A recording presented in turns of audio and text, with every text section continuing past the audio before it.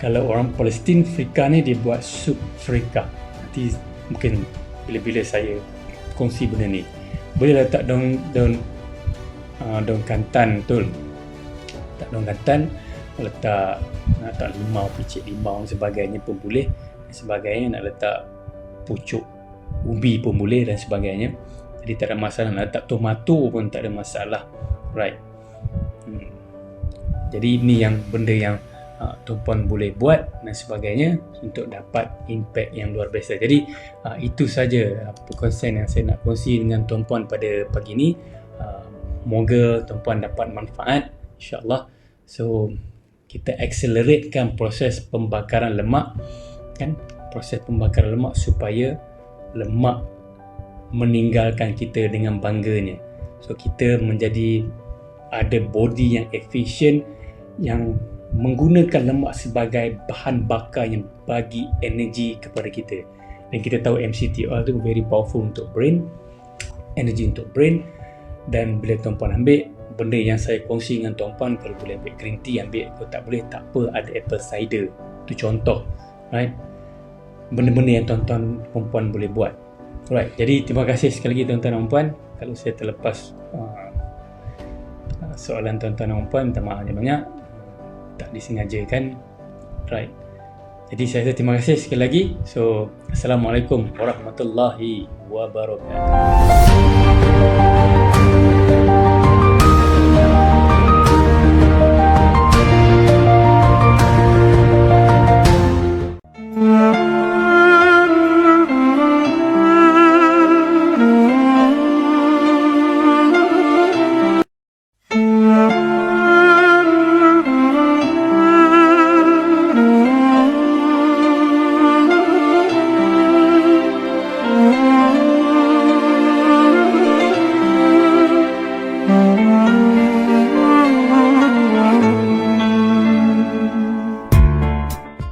Alright, Assalamualaikum warahmatullahi wabarakatuh. Tuan-tuan dan puan-puan, selamat datang. Malam ni kita selamat berpuasa sebelum tu. Jadi terima kasih kerana bersama malam ni, dan saya percaya, sangat-sangat percaya benda yang nak dikongsikan malam ni benda yang sangat luar biasa, tentang satu hukum yang Allah berikan pada umat manusia. Dan kita nak rungkaikan malam ni apa kehebatan puasa, dan kita tahu dalam konteks spiritualnya sangat luar biasa, tapi bagaimana dalam konteks-konteks lain. Dan insyaAllah kita nak buka sedikit lembaran perbincangan tentang aspek luar biasa berpuasa ni. Kita sekali lagi bersama dalam malam ini nak bincangkan tajuk yang rasa sangat luar biasa, dekat dengan hati saya. Kenapa nanti saya jelaskan. Tapi kita tahu tentang kehebatan berpuasa dalam konteks spiritualnya. Kan banyak dibahaskan, dibentangkan, dikongsi oleh asatizah kita. Tapi dalam konteks aspek kesihatan dalam perspektif lain, mungkin perlu kepada refresher. Dan pada malam ini insya-Allah saya nak bawakan beberapa hasil kajian dari lembaran-lembaran kajian yang tak ramai orang dapat akses. Dan Alhamdulillah saya dapat akses dan nak bawa benda itu ke tengah masyarakat, berkongsi dengan tuan-puan supaya kita sama-sama faham tentang hebatnya berpuasa ke atas makhluk yang bernama manusia. Jadi sebelum tu nak cek juga sekali lagi, tuan-puan dapat dengar tak suara saya, dapat lihat dan sebagainya. Saya jadi komen, dapat dengar dan sebagainya.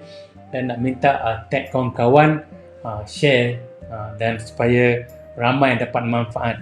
Jadi saya sambil-sambil tu saya cek juga nak tengok dapat dengar ataupun tidak. Alright.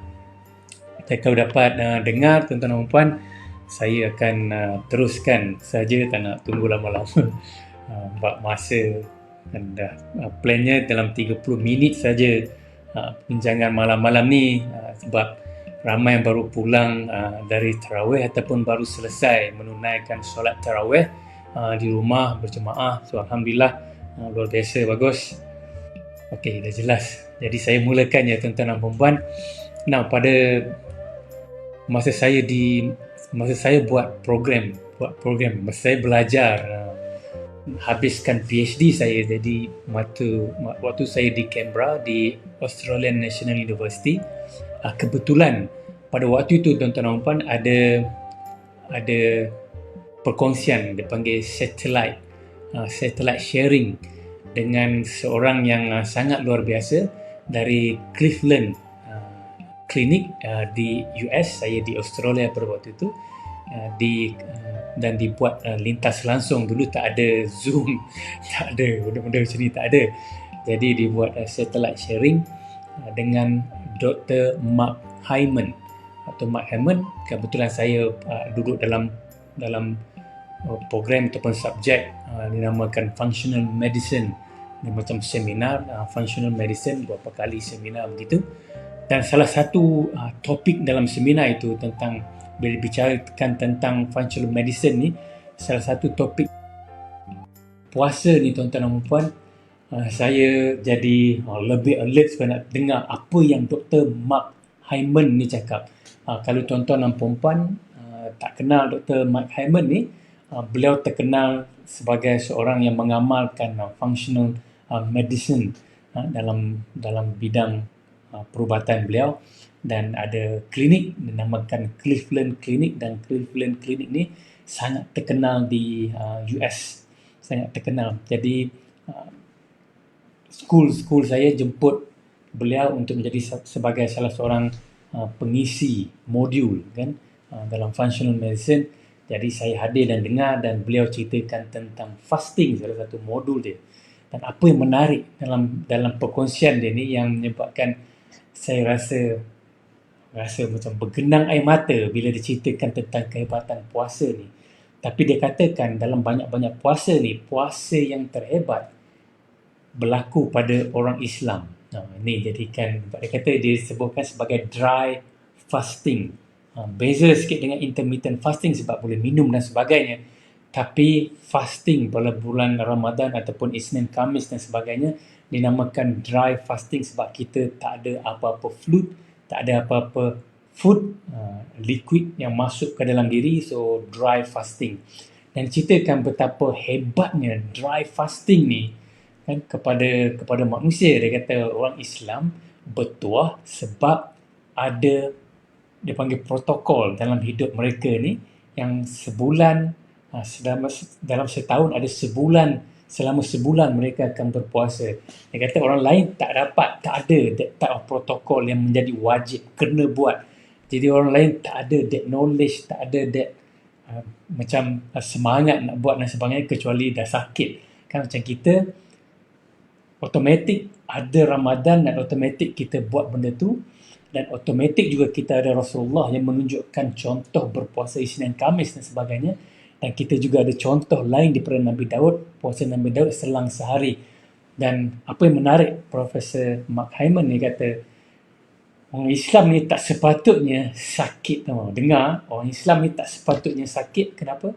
Sebab mereka berpuasa dry fasting ni sangat luar biasa. Dan saya waktu tu terpanggil untuk tanya soalan. Kata, kalaulah hebatnya puasa, jadi kenapa ada orang Islam yang sakit? Mungkin tuan-tuan pernah dengar sirah apa yang berlaku bila Raja Rom menghantar doktor kepada Rasulullah, Rasulullah pulangkan balik doktor itu kan. Mungkin pernah dengar kisah itu. Dan